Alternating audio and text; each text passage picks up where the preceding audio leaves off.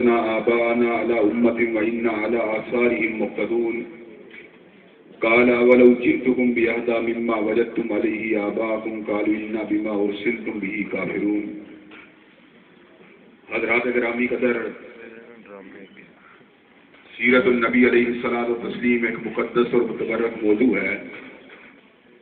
اس لیے کہ جس مجلس کے اندر بھی سید ولد آدم کا ذکر ہوتا ہے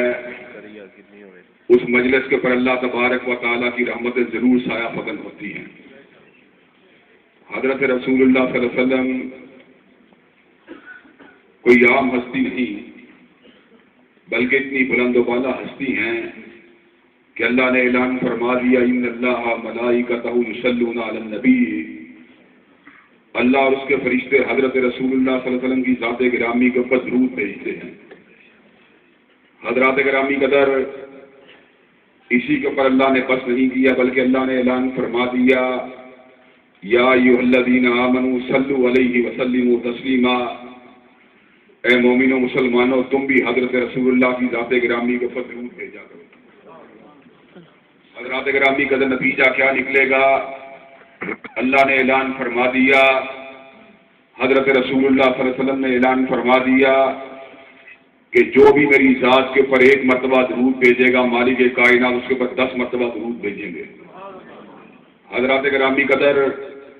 اللہ تبارک و تعالیٰ نے حضرت رسول اللہ صلی اللہ علیہ وسلم کو ان کی عظیم النظیر بے مثال اور فقید المثال خدمات کی وجہ سے جو انہوں نے اللہ تبارک و تعالیٰ کی توحید کے لیے سر انجام دی، قیامت کی دیواروں تک کے لیے ان کے نام کو زندہ اور تابندہ کر دیا ہے. اللہ نے کلام حمید میں اعلان فرما دیا وَرَفَعْنَا لَكَ ذِكْرَكَ کہ کائنات کا کوئی کنارہ ایسا نہیں جہاں پر حبیب علیہ السلام آپ کا ذکر نہیں ہوگا. آج ہم اس بات کو دیکھ سکتے ہیں کہ دنیا کا کوئی کنارہ ایسا نہیں، دنیا کا کوئی مقام ایسا نہیں، کوئی شہر ایسا نہیں، کوئی دیش اور کوئی دیار ایسا نہیں جہاں پر حضرت رسول اللہ صلی اللہ علیہ وسلم کے نام کے ڈنکے نہ بجتے ہوں. حضرات گرامی قدر، مؤذن اذان دیتا ہے تو ساتھ یہ الفاظ کہتا ہے اشہد ان لا الہ الا اللہ، تو دوسرے اس کی آواز اور اس کے الفاظ کے کلمات کیا ہوتے ہیں؟ اشہد ان محمد رسول اللہ. گویا کے بعد کا مطلوب اور مفہوم یہ ہے کہ جب تک کبریا کی کبریائی کے ڈنکے بجتے رہیں گے مدینے والے کی مصطفائی کے بھی ڈنکے بجتے رہیں گے. حضرات گرامی قدر، سیرت النبی ایک ہمہ جہد قسم کا موضوع ہے اور اس کے سینکڑوں پہلو ہیں اور کسی ایک پہلو کو بھی کسی محدود وقت کے اندر کسی محدود مجلس کے اندر مکمل نہیں کیا جا سکتا. اگر آقا کے رخسار کی بات کی جائے، آقا کے حسن و جمال کی بات کی جائے، آپ کی قامت کی بلندی کی بات کی جائے، آپ کی صبا جیسی رفتار کی بات کی جائے، آپ کے زلفوں کی سیاہی کی بات کی جائے، آپ کے چہرے کی دلکشی اور رعنائی کی بات کی جائے، تو تنہا جمال مصطفیٰ ایک ایسا عنوان ہے جس کے اوپر مدتوں قلم کار لکھ سکتا ہے، ادیب تحریر کر سکتا ہے، شاعر شاعری کر سکتا ہے، خطیب اپنی خطابت کے پھولوں کو بکھیر سکتا ہے، لیکن جمال مصطفیٰ کا موضوع مکمل نہیں ہو سکتا. حضرات گرامی قدر، اسی طرح حضرت رسول اللہ صلی اللہ علیہ وسلم کی تلوار کی بات ہو، آپ کے نیزے کی انی کی بات ہو، آپ کی کمان کی کاٹ کی بات ہو، آپ کی نشانے بازی کی بات ہو، آپ کے بدر کی بات ہو، آپ کے احد کی بات ہو، آپ کے خندق کی بات ہو، آپ کے حنین کی بات ہو، آپ کی حدیبیہ کی بات ہو، آپ کی فتح کی بات ہو، آپ کی تبوک کی بات ہو، آپ کی گھڑ سواری کی بات ہو، آپ کی سپاہ سالاری کی بات ہو، مدتیں بیت سکتی ہیں لیکن حضرت رسول اللہ صلی اللہ علیہ وسلم کے جہاد اور آپ کی تلوار کا ذکر مکمل نہیں ہو سکتا. حضرات گرامی قدر، اگر اسی طرح حضرت رسول اللہ کی فیاضی کا ذکر کیا جائے،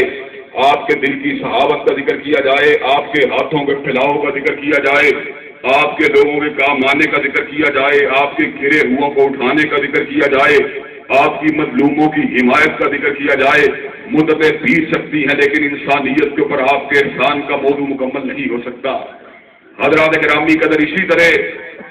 اگر آپ کے فیصلوں کی بات کی جائے، آپ کی عدالت کی بات کی جائے، آپ کے انصاف کی بات کی جائے، آپ کی قوت فیصلہ کی بات کی جائے، غریبوں کی حمایت کا ذکر کیا جائے، اور جو اپنے آپ کو سرکش سمجھتے تھے ان کے سروں کو ہم کرنے کا ذکر کیا جائے تو حضرت رسول اللہ صلی اللہ علیہ وسلم کی تنہا عدالت کا عنوان اس قسم کا عنوان ہے کہ مدتیں بیت سکتی ہیں لیکن عدالت مصطفیٰ کا عنوان مکمل نہیں ہو سکتا۔ حضرات گرامی قدر، اسی طرح حضرت رسول اللہ صلی اللہ علیہ وسلم کی سیرت کا ایک عظیم اور افاقی پہلو یہ بھی ہے کہ جب دیگر انبیاء علیہ السلام کے مقابلے میں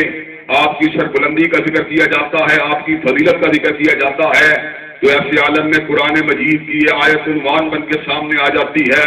تلک الرسل فضلنا بعضهم علی بعض منهم من کلم اللہ ورفع بعضهم درجات، کہ اللہ نے بعض رسولوں کو بعض کے اوپر غالب فرما دیا،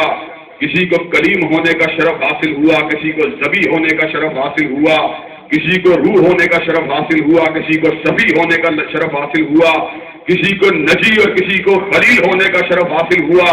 لیکن میرے رسول اللہ کو حبیب اللہ ہونے کا شرف حاصل ہوا۔ حضرات گرامی قدر، یہ عنوان ہے جو حضرت رسول اللہ صلی اللہ علیہ وسلم کے فضائل کا عنوان ہے، اور اگر فضائل مصطفیٰ کی بات کی جائے تو مدتیں بیت سکتی ہیں، اور قلم کاروں کا قلم مدت تک اس چیز کو اپنے ہدایت تحریر کے اندر نہیں لا سکتا جہاں پر حضرت رسول اللہ کے فضائل اور مناقب کا ذکر ہوتا ہے۔ حضرات گرامی قدر، اسی طرح جب حضرت رسول اللہ صلی اللہ علیہ وسلم کی حدیث کا ذکر کیا جائے، آپ کے فرامین کا ذکر کیا جائے، آپ کی قولی اور فعلی احادیث کا ذکر کیا جائے، آپ کی ثبوت کا ذکر کیا جائے، آپ کی تشریح حیثیت کا ذکر کیا جائے، حضرات گرامی قدر مدتیں بیت سکتی ہے، لیکن شریعت کے اعتبار سے اور بطور شارع ہونے کا آپ کا جو کردار ہے اور بطور اتھارٹی جو آپ کی حدیث و سنت کا مقام ہے، حجیت حدیث کا جو مقام ہے، اور کائنات کے اندر جو آپ کی آئینی حیثیت ہے، اس کے اوپر مدت مزید تک تحریروں کو لکھا جا سکتا ہے، تقریروں کو کیا جا سکتا ہے، لیکن پھر بھی یہ موضوع مکمل نہیں ہو سکتا۔ لیکن حضرات گرامی قدر، جس عنوان کو، جس موضوع کو آج میں آپ حضرات کے گوشے گزار کرنے کے لیے جا رہا ہوں، وہ بھی ایک انتہائی اہمیت کا حامل موضوع ہے، اور وہ موضوع یہ ہے، اس حقیقت کے اندر کوئی شک کی بات نہیں کہ کائنات میں ایک ہی راستہ ہے جس کو سیدھا راستہ ہونے کا شرف حاصل ہے، اور وہ راستہ رسول خدا علیہ الصلوۃ والتسلیم کا راستہ ہے۔ اللہ نے اعلان فرما دیا، یاسین والقرآن الحکیم انک لمن المرسلین علی صراط مستقیم، حکمت والے قرآن کی قسم ہے، محمد علیہ السلام رسولوں میں سے ہیں اور وہی کا راستہ سیدھا راستہ ہے۔ اسی طرح اللہ نے اعلان فرما دیا، وَإِنَّكَ لَتَدْعُوهُمْ إِلَىٰ صِرَاطٍ مُسْتَقِيمٍ۔ حضرت رسول اللہ نے جب بھی دعوت دی ہے، شمال کی دعوت نہیں دی، جنوب کی دعوت نہیں دی، پچھم و پورب کی دعوت نہیں دی، اتر و دکن کی دعوت نہیں دی، رسول اللہ نے جب بھی دعوت دی ہے صلی اللہ علیہ وسلم، اللہ کے رسول نے جب بھی دعوت دی ہے صراط مستقیم کی دعوت دی ہے۔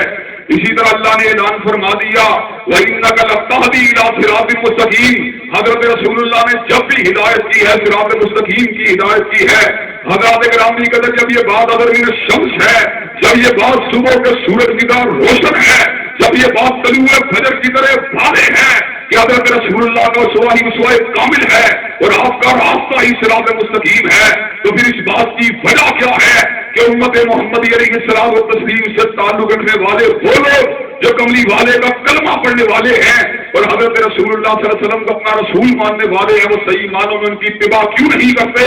وہ صحیح معنوں میں آپ کی پیروی کیوں نہیں کرتے؟ وہ صحیح معنوں میں آپ کے نقش ہائے قدم کے اوپر کیوں نہیں چلتے؟ وہ صحیح معنوں میں آپ کی سنت کی اتباع کیوں نہیں کرتے؟ وہ صحیح معنوں میں آپ کے طریقے کو اختیار کیوں نہیں کرتے؟ وہ صحیح معنوں میں آپ کی شریعت کی پیروی کیوں نہیں کرتے؟ حالانکہ اللہ کا یہ وعدہ ہے، ان کنتم تحبون اللہ فاتبعونی یحببکم اللہ، اگر تمہیں اللہ سے محبت ہے تو رسول اللہ کے نقش قدم پہ چلو، مالک کائنات تم سے محبت کرنے لگے گا۔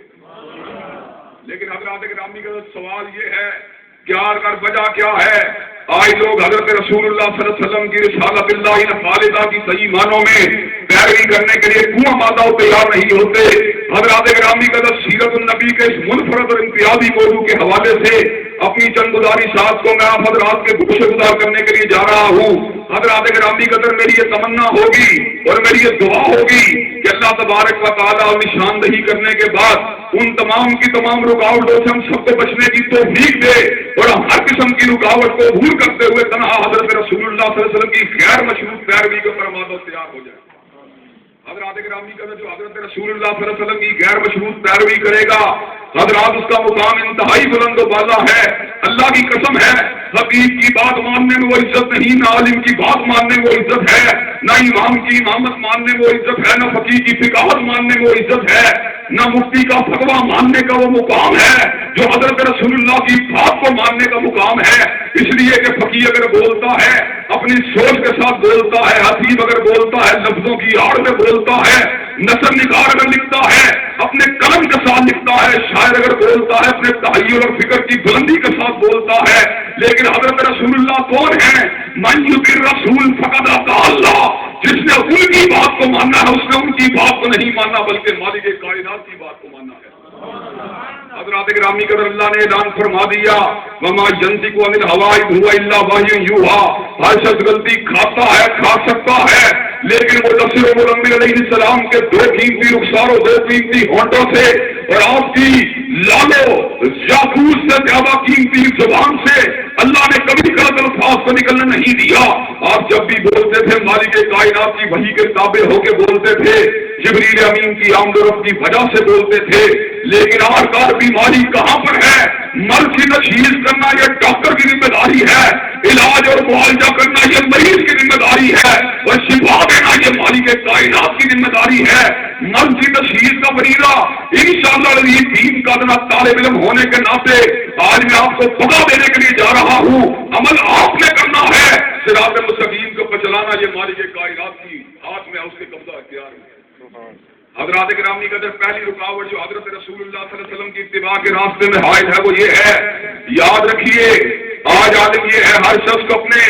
رسول سے پیار ہے، اپنے نبی سے پیار ہے۔ میں نے بڑے بڑے ان لوگوں کو جن کے چہروں کے اوپر داڑیاں موجود نہیں ہیں اور جن کی بیویاں جن کی بیٹیاں پردہ بھی نہیں کرتی، ان کے دلوں کے اندر بھی حضرت رسول اللہ صلی اللہ علیہ وسلم کی محبت کو دیکھا ہے، ان کے پیار کو دیکھا ہے۔ لیکن حضرات گرامی قدر حضرت رسول اللہ کا پیار اپنی جگہ پر ہے، جہاں پر باپ کی بات آتی ہے، جہاں پر دادا کی بات آتی ہے، جہاں پر پردادا کی بات آتی ہے، وہاں پر ہم ہر چیز کو بھول جاتے ہیں۔ ہم یہ بات سمجھتے ہیں میرا باپ بہت بڑا کاروباری آدمی تھا، میرا دادا بہت بڑا کاشتکار تھا، میرے دادا کو ہل چلانا آتا تھا، بیج بونا آتا تھا، میرا دادا دین کی بات کے اندر غلطی نہیں کر سکتا، جتنا اللہ نے میرے دادا کو شعور دیا میرا باپ عقل مند آدمی تھا، اس کو غلطی نہیں لگ سکتی۔ یہ پہلی رکاوٹ ہے جو حضرت رسول اللہ صلی اللہ علیہ وسلم کی اتباع کے راستے میں حائل ہے۔ اللہ نے اس رکاوٹ کا ذکر کلام حمید میں فرما دیا، اللہ نے اعلان فرما دیا وَكَذَلِكَ مَا أَرْسَلْنَا مِن قَبْلِكَ فِي قَرْيَةٍ مِّن نَّذِيرٍ إِلَّا قَالَ مُتْرَفُوهَا إِنَّا وَجَدْنَا آبَاءَنَا عَلَىٰ أُمَّةٍ وَإِنَّا عَلَىٰ آثَارِهِم مُّقْتَدُونَ۔ ہم نے جب بھی کسی قریہ میں کسی ڈرانے والے کو بھیجا، جب بھی کسی قریہ میں اپنے کسی رسول کو بھیجا، اپنے کسی راہبر کو بھیجا، اس قریہ کے بڑے بڑے جاگیرداروں نے، بڑے بڑے سرمایہ داروں نے ایک ہی بات کہی، اِنَّا وَجَدْنَا آبَاءَنَا عَلَىٰ أُمَّةٍ وَإِنَّا عَلَىٰ آثَارِهِم مُّقْتَدُونَ۔ کہنے لگے ہم نے اپنے آباء کو ایک خاص طریقے کے اوپر پایا ہے، ہم ان کے طریقے کی بات کو چھوڑنے کے اوپر آمادہ تیار نہیں ہو سکتے، ہم ان کے راستے سے خبردار ہونے کے اوپر آمادہ تیار نہیں ہو سکتے۔ انبیاء صافہ نے جواب میں کیا بات کہی، اَوَلَوْ جِئْتُکُم بِأَحْدَىٰ مِمَّا وَجَدتُّمْ عَلَيْهِ آبَاءَکُم، ہم تمہیں ایسے طریقے سے آگاہ نہ کریں جو تمہارے باپ دادا کے طریقے سے بہتر ہے۔ جواب میں بستی کے رؤساء کا جواب کیا تھا، بستی کے امیروں کا جواب کیا تھا، بستی کے جاگیرداروں کا جواب کیا تھا؟ بستی کے جاگیرداروں نے اعلان کر دیا اِنَّا بِمَا أُرْسِلْتُم بِهِ کَافِرُونَ، اور جاؤ ہم تمہاری بات کا انکار کریں گے لیکن اپنے باپ دادا کی بات کو نہیں چھوڑیں گے۔ حضرات عالم یہ ہے، اللہ کی بات واضح ہے، رسول اللہ صلی اللہ علیہ وسلم کی بات واضح ہے، آپ کی حدیث واضح ہیں، آپ کی سنت مطالعہ واضح ہے،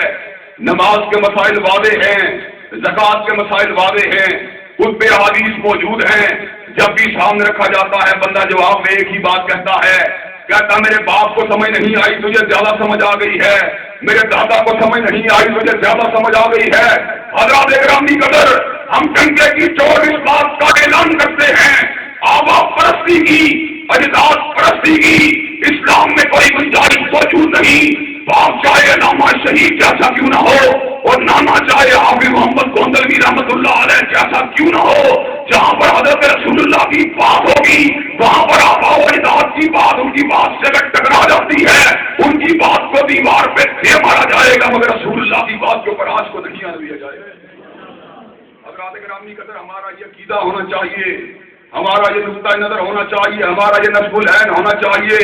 ہمارا یہ منشور ہونا چاہیے، ہمارا یہ دستور ہونا چاہیے، ہمارا یہ بدعت النظر ہونا چاہیے، ہمارا یہ ادب بلو آخر ہونا چاہیے کہ دین نہ باپ کی بات کا نام ہے، نہ دادا کی بات کا نام ہے، نہ پردادا کی بات کا نام ہے، نہ چکر دادا کی بات کا نام ہے، وہ دین نام ہے تو فاطمہ کے بابا کی بات کا نام ہے یا حسنین کے نانا کی بات کا نام ہے۔ حضرات گرامی قدر پہلی رکاوٹ کیا ہے؟ آبا کی بات کو ماننا، حضرت رسول اللہ صلی اللہ علیہ وسلم کی بات کو رد کر دینا۔ لیکن حضرات صاحب ایمان انسان کا تقاضا کیا ہوتا ہے؟ اس کی نظر باپ کے چہرے پہ نہیں ہوتی، اس کی نگاہ دادا کی پگڑی پہ نہیں ہوتی، اس کی نگاہ نانا کی ٹوپی پہ نہیں ہوتی، نظر اس کی اگر ہوتی ہے تو حضرت رسول اللہ صلی اللہ علیہ وسلم کے لبوں سے نکلنے والے الفاظ پہ ہوتی ہے، آپ کے اقوالے بلند و بالا پہ ہوتی ہے، نگاہ اگر اس کی ہوتی ہے آپ کے فیصلہ کن کتاب پہ ہوتی ہے، وہ پوری کائنات کو ٹکڑا دیتا ہے، مگر حضرت رسول اللہ صلی اللہ علیہ وسلم کی بات کو قرآن کو نہیں آنے دیتا۔ حضرات گرامی کا دوسرا نقطہ، دوسرا سبب جو حضرت رسول اللہ صلی اللہ علیہ وسلم کے فرامین واضحہ کو ماننے کے راستے میں رکاوٹ ہے، وہ اپنے علماء کی بات کو بلا چون و چرا ماننا۔ میں نے اپنی مسجد کے عالم کو دیکھا ہے، وہ شخص زندہ دار ہے، میں اس کی بات کو نہیں چھوڑ سکتا۔ میں نے اپنے فقی اپنے امام کو دیکھا ہے، میں نے ہر وقت اس کو اللہ کا ذکر کرتے ہوئے دیکھا ہے، میں اس کی بات کو نہیں چھوڑ سکتا۔ حضرات گرامی قدر عالم کا علم اپنی جگہ پر ہے، امام کی امامت اپنی جگہ پر ہے، فقیہ کی فقاہت اپنی جگہ پر ہے، محدث کی مہارت اپنی جگہ پر ہے، مفسر کا فن تفسیر اپنی جگہ پر ہے، لیکن اللہ کی قسم ہے کائنات میں ہر شخص غلطی کھا سکتا ہے، لیکن غلطی سے پاک رب نے اگر کسی کو بنایا ہے تنہا آمینہ کے لال کو بنایا ہے۔ خلقتا مبرئا من کل عیب کانک قد خلقت کما تشاء۔ آقا علیہ السلام آپ کو دیکھ کے یوں محسوس ہوتا تھا کہ آپ کو ہر عیب سے پاک بنایا گیا ہو، یوں محسوس ہوتا تھا بارگاہ رب العالمین میں کھڑے ہیں، اللہ کو کہہ رہے ہیں اللہ مجھے ایسے بنا، مجھے ایسے بنا۔ حبیب آپ کہتے چلے گئے، رب آپ کو بناتا چلا گیا۔ حضرات گرامی قدر، اللہ نے کلام حبیب میں اعلان فرما دیا اتخذوا احبارهم ورهبانهم اربابا من دون اللہ والمسیح ابن مریم۔ عیسائیوں اور یہودیوں نے اپنے علماء کو، اپنے ربیوں کو، اپنے پادریوں کو اور عیسیٰ ابن مریم کو منصب ربوبیت کے اوپر فائز کر دیا۔ ادیب نے حاتم طائی رسول اللہ صلی اللہ علیہ وسلم کے بہت بڑے صحابی ہیں، توریت کے بہت بڑے عالم ہیں، انجیل کے بہت بڑے ماہر ہیں، حضرت رسول اللہ کی بارگاہ میں عرض کرتے ہیں آقا علیہ السلام ہم نے عیسیٰ کو ابن اللہ بھی کہا تھا،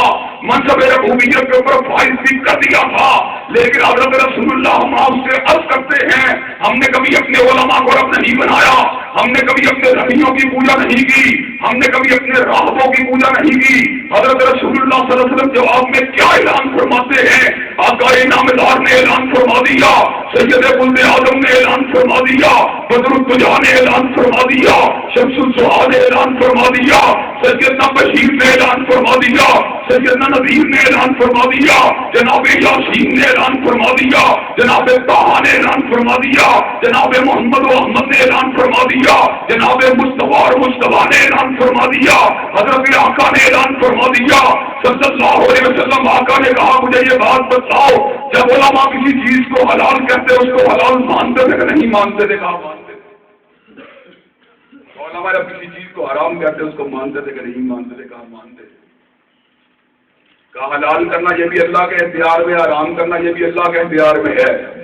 جب اللہ کے اختیار کو چین کے عالم کے سپرد کر دیا جائے تو اس کا مطلب یہ ہم نے عالم کو رب بنا لیا ہے۔ حضرات گرامی قدر سمجھنے کی بات یہ ہے، اس بات کا میری اشارہ اس بات کا موجود ہے حضرت رسول اللہ کے علاوہ کائنات میں کسی کو یہ اختیار حاصل نہیں یحل لهم الطیبات ویحرم علیہم الخبائث ویضع عنہم مصرهم والأغلال التي كانت عليهم۔ حضرات گرامی قدر یہ مقام اگر حاصل ہے حضرت رسول اللہ کو حاصل ہے، حضرت رسول اللہ کے حکم پہ حلال کرنے والے، اللہ کے حکم پہ حرام کرنے والے، لمحہ بھر کے لیے ٹھہرو، آقا نے اعلان فرما دیا لعن اللہ المحلل والمحللہ، اللہ کی لعنت ہو حلال کرنے والے کے اوپر بھی ہو، کروانے والے کے اوپر بھی ہو۔ مفتی نے اعلان فرما دیا حلال کرنا جائز ہے، تو نے کہا جائز شاہد ہے، حضرت رسول اللہ نے اعلان فرما دیا لا نکاح الا بولی او شاہد عدل، وہ نکاح نہیں ہوتا جس میں ولی کی رضامندی دو عادل گواہ موجود نہیں ہوتے۔ تیرے امام نے، تیرے مفتی نے، تیرے مولوی نے اعلان فرما دیا ولی کی ضرورت نہیں، تو نے کہا ضرورت نہیں ہے۔ مجھے یہ بات بتلاؤ، تو امام کی بات کو مانتا ہے، تو مفتی کی بات کو مانتا ہے، میں یہ بات مانتا ہوں، تو حضور کی ذات کو بڑا مانتا ہے، لیکن بات تو نے جب بھی بڑی مانی ہے، اپنے مولوی کی بڑی مانی ہے، اپنی مفتی کی بڑی مانی ہے، حالانکہ آقا کی ذات بھی بڑی ہے، آقا کی بات بھی بڑی ہے۔ دنیا کی کوئی ذات آقا کی ذات کا مقابلہ نہیں کر سکتی ہے، دنیا کی کوئی بات آقا کی بات کا مقابلہ نہیں کر سکتی۔ حضرات گرامی کا آقا نے اعلان فرما دیا، کہا میں وادی بطحا میں لیٹا ہوا تھا،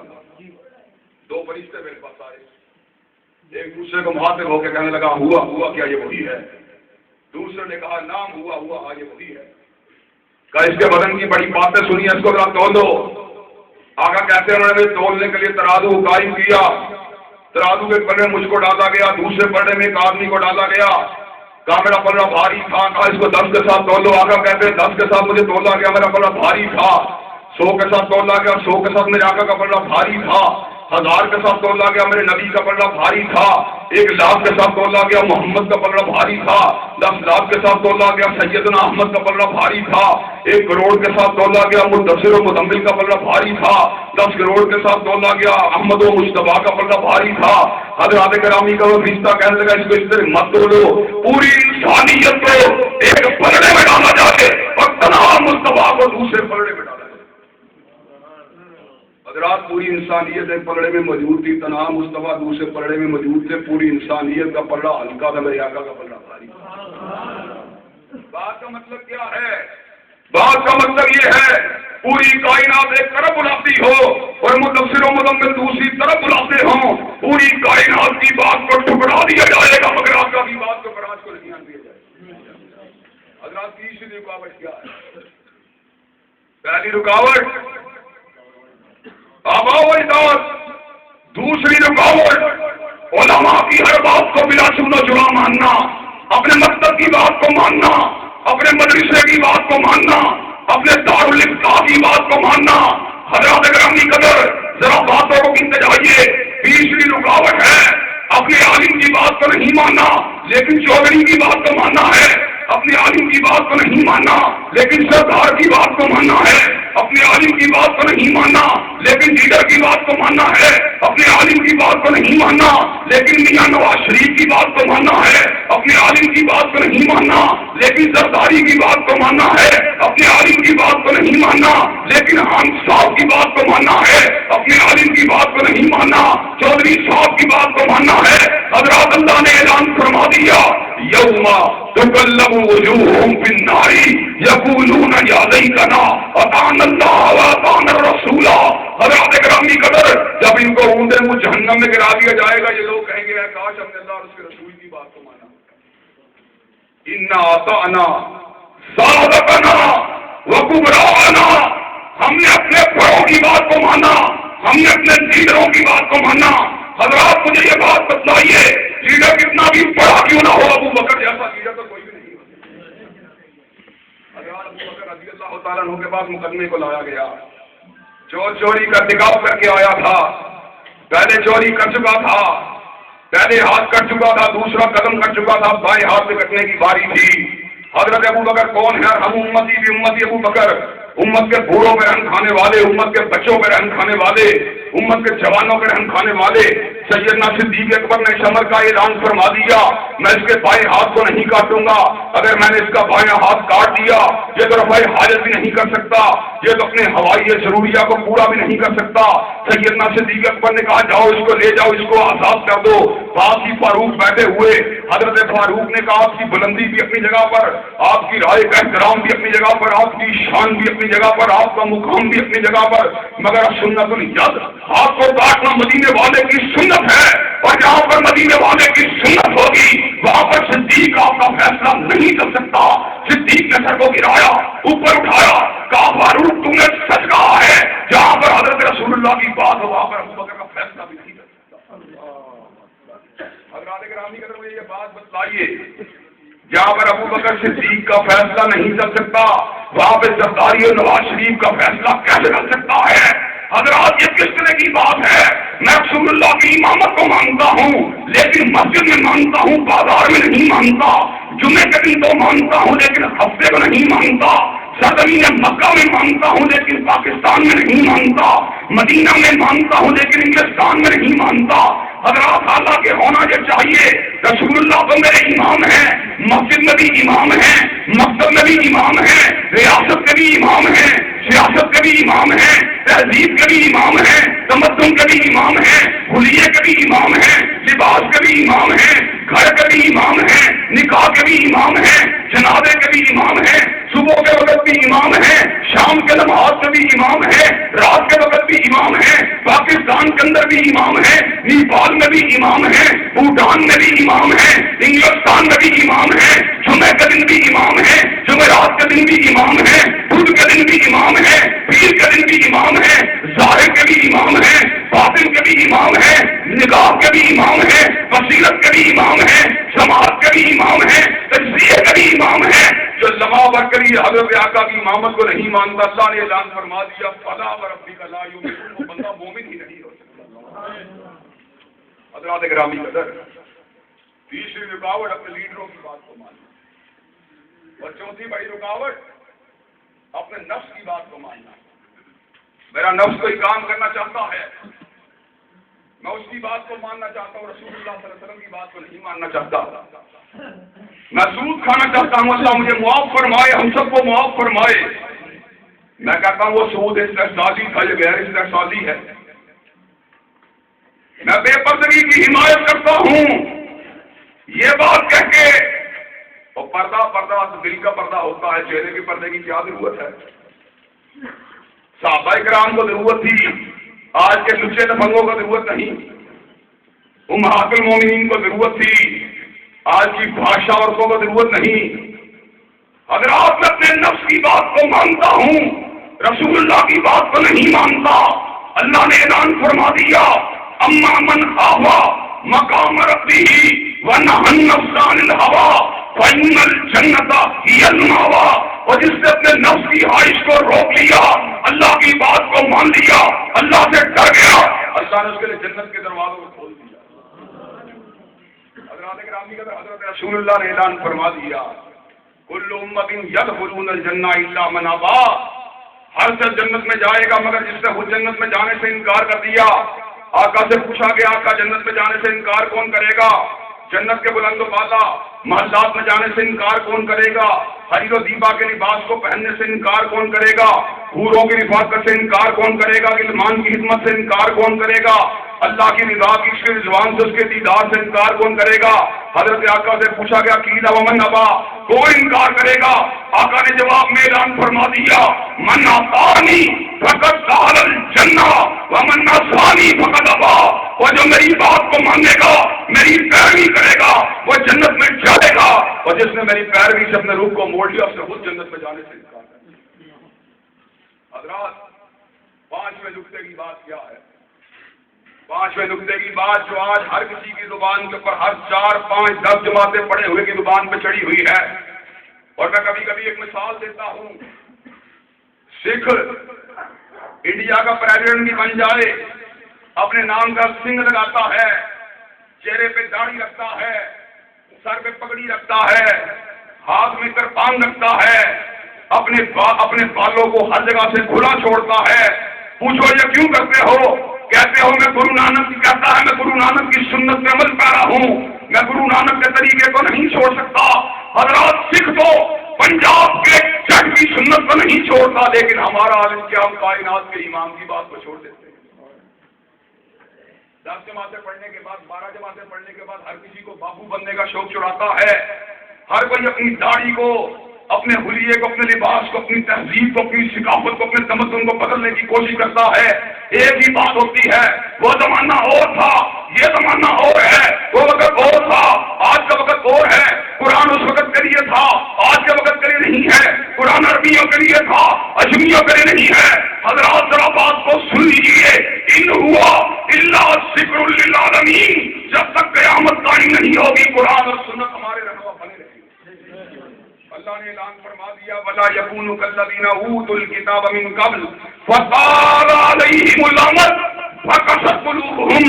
ان لوگوں کی مانند مت ہو جانا اہل کتاب کے وہ لوگ زمانہ گزرنے کے بعد یہ بات کہنے لگے ہمیں اس شریعت کی ضرورت نہیں، ہمیں شریعت جدید کی ضرورت ہے، یہ بہائیت کا نعرہ ہے، شریعت 1000 برس کے لیے ہوتی ہے، یہ مرزائیت کا نعرہ ہے، یہ نبی کی ضرورت ہوتی ہے، یہ بابیت کا نعرہ ہے، رسول اللہ کے بعد اتنے رہنما کی ضرورت ہے، لیکن مسلمان کا نعرہ ایک ہی ہوتا ہے، زمانہ